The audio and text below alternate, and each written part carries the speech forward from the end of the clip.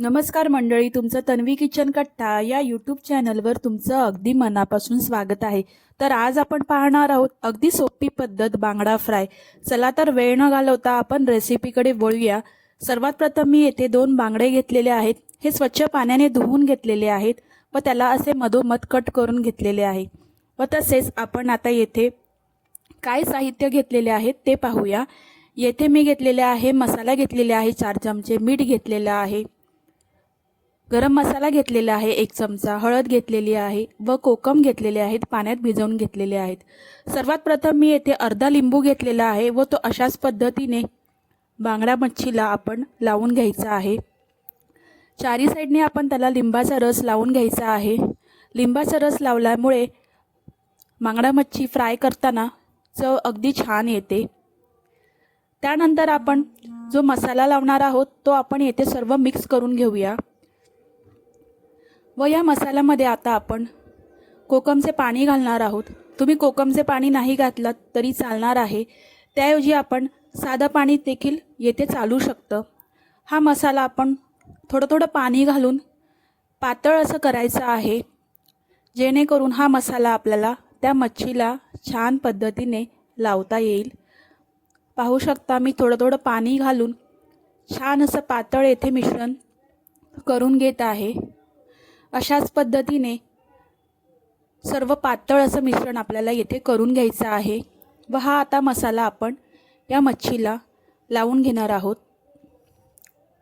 या मसाल्यामध्ये मी मीठ टाकलेलं आहे, त्यामुळे आपल्याला मच्छीला वेगळं मीठ लावायची गरज नाही। छान असा मसाला हा आतमध्ये असा लावून घ्यायचा आहे, जेणेकरून मच्छीला छान असा मसाला मुरला जाईल। दोन्ही साइडने आपल्याला हा मसाला लावून घ्यायचा आहे, त्यामुळे मसाला हा छान असा मच्छीला आतपर्यंत लागला जातो। अशाच पद्धतीने मी दोन्ही मच्छी मसाला हा लावून घेणार आहे।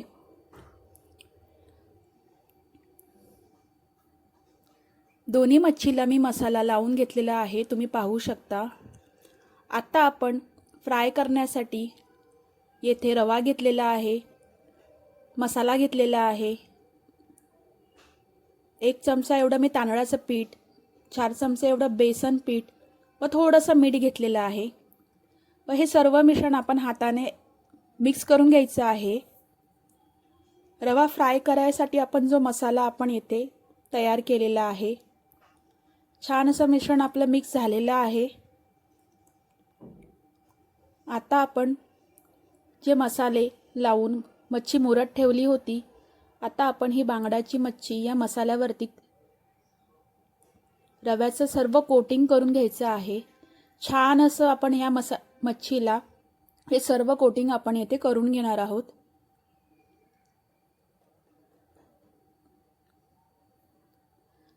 चारी साइडने आपल्याला कोटिंग करून घ्यायचं आहे।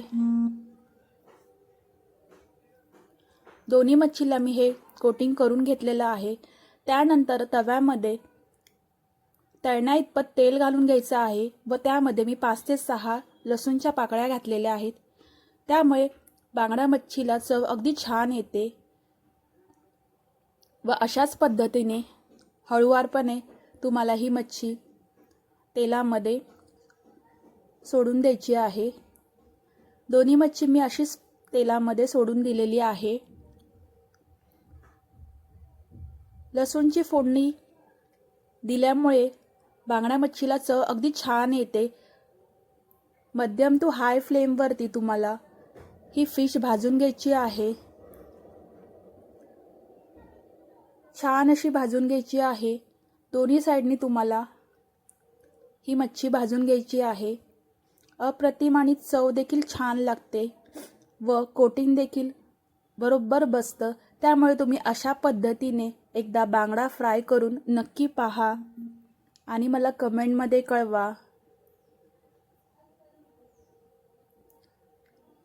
छान असा आपला बांगडा येथे फ्राय झालेला आहे, तुम्ही पाहू शकता।